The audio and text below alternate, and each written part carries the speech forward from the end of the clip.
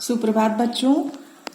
कवयित्री ललद्य द्वारा रचित वाक्य का पहला पद पढ़ते हैं और साथ ही साथ भावार्थ भी समझते हैं। आइए, पहले पद की पंक्तियां हैं। रस्सी कच्चे धागे की खींच रही मैं नाव, जाने कब सुन मेरी पुकार, करे देव भवसागर पार। पानी टपके कच्चे सकोरे, व्यर्थ प्रयास हो रहे मेरे, जी में उठती रह रहे भूख, घर जाने की चाह है घेरे।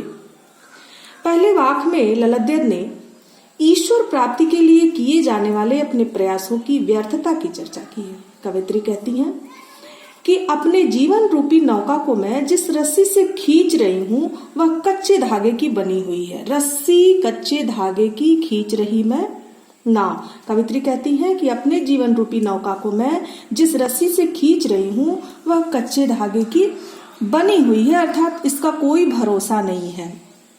वे कहती हैं, जाने कब सुन मेरी पुकार, करे देव भव सागर पार। कहती हैं कि भगवान इस संसार रूपी सागर से पार लगाने हेतु मेरी पुकार सुनकर पता नहीं कब आएंगे। आगे कहती हैं, पानी टपके कच्चे सकोरे, व्यर्थ प्रयास हो रहे मेरे। यानी कि ये कहती हैं कि जैसे कच्चे मिट्टी के कच्चे बर्तन से पानी बूंद बूंद कर टपकता रहता है, ठीक उसी प्रकार मेरे जीवन का एक एक पल समाप्त हो रहा है, लेकिन ईश्वर को पाने के मेरे जितने भी प्रयास है वो सारे प्रयास विफल हो रहे हैं। कवयित्री कहती हैं कि जी में उठती रह रहे भूख, घर जाने की चाह है घेरे। अर्थात कवयित्री अपनी व्याकुलता को प्रकट करते हुए कहती हैं कि उन्हें घर जाने अर्थात ईश्वर से मिलने की चाह प्रबल हो उठी है। ये आपके पहले वाक्य के पहले पद का भावार्थ है। आइए दूसरा देखते हैं। खा खाकर कुछ पाएगा नहीं, न खाकर बनेगा अहंकारी, सम खा तभी होगा समभावी, खुलेगी साकल बंद द्वार की। दूसरे वाक्य में बाह्य आडंबरों का विरोध करते हुए कवयित्री ने कहा है कि अंतःकरण के समभावी होने पर ही मनुष्य की चेतना व्यापक हो सकती है। अर्थात इस माया जाल में हम कम से कम हम प्राणियों को कम से कम लिप्त होना चाहिए।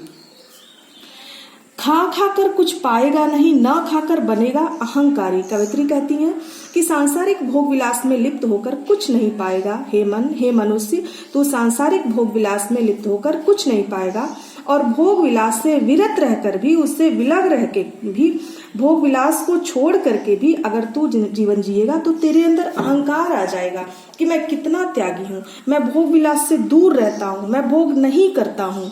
वे कहती हैं, सम खा तभी होगा समभावी, खुलेगी साकल बंद द्वार की।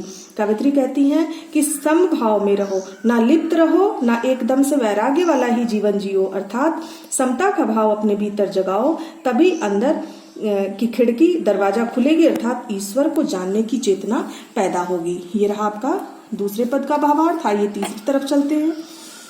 आई सीधी राह से गई न सीधी राह, सुसुम सेतु पर खड़ी थी, बीत गया दिन आह, जेब टटोली कौड़ी न पाई, माझी को दूं क्या उतराई। तीसरे वाक्य में कवयित्री कहती हैं, कवयित्री के भीतर का जो भाव है वो आत्मलोचन की अभिव्यक्ति है। वो खुद को अपने अनुभव के आधार पर कहती हैं कि भवसागर से पार जाने के लिए सद्कर्म ही सहायक होते हैं। कवयित्री कहती हैं, आई सीधी राह से गई न सीधी राह, अर्थात जब मैं पैदा हुई तो सीधी राह से आई। इसका क्या मतलब हुआ कि जब मैं पैदा हुई तो मैं निष्पाप, निष्कलंक, बिना किसी लोभ मोह माया के आई थी। जैसे जैसे दिन बीतते गए उस राह को छोड़ दी और सांसारिकता के पथ पर अग्रसर हो गई। गई न सीधी राह, सांसारिकता के पथ पर अग्रसर हो गई। सुसुम सेतु पर खड़ी थी, बीत गया दिन आह। सुसुम्ना अर्थात नासिका के मध्य भाग में स्थित पुल पर खड़ी थी, किसी तरह योग क्रिया नहीं कर पाई, किसी भी तरह का योग क्रिया नहीं कर पाई। दिन बीतते चले गए। जब खुद का अर्थात आत्मावलोकन किया, खुद को देखा, अपने भीतर झांका, तो क्या पाया कि पास में मैंने सदकर्म में कुछ भी नहीं किया है, मेरे पास सदकर्म के रूप में कुछ भी नहीं है। अब ये सोचती हैं, जेब टटोली कौड़ी न पाई। अब ये सोचती है कि जब संसार रूपी सागर से ईश्वर पार लगाएगा तो उतराई क्या दूंगी। अर्थात कर्मों की कमाई या सदकर्म ही अंतिम यात्रा में सहायक होते हैं। ये आपके तीसरे पद का भावार्थ है। आइए चौथे पद की तरफ चलते हैं। चौथे वाक्य में भेदभाव का विरोध और ईश्वर की सर्वव्यापकता का बोध है। कवित्री ने आत्मज्ञान को ही सच्चा ज्ञान माना है। आइए इस पद का वाचन करते हैं। थल थल में बसता है शिव ही, भेद न कर क्या हिंदू मुसलमान, ज्ञानी है तो स्वयं को जान, वही है साहिब से पहचान।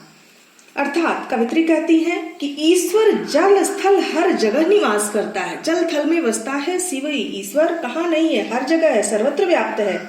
जातिगत भेदभाव में कुछ नहीं रखा है, भेद न कर क्या हिंदू क्या मुसलमान, जातिगत भेदभाव में कुछ भी नहीं है। यानी कि ये व्यर्थ की बातें हैं। अगर तू सचमुच ज्ञानी है तो स्वयं को जान। अगर तू सचमुच ज्ञानी है तो स्वयं को पहचान कि तू क्या है। स्वयं को जानने की चेष्टा कर, स्वयं को जानने की कोशिश कर। यदि ज्ञानी है तो स्वयं को जान, वही है साहिब से पहचान। अर्थात यदि स्वयं को जान लिया तो निश्चय ही तुमने ईश्वर को पहचान लिया। ये चौथे वाक्य का भावार्थ है। आप भावार्थ को ठीक से पढ़कर पुनः सुनिएगा, पढ़कर आत्मसात करिएगा। धन्यवाद।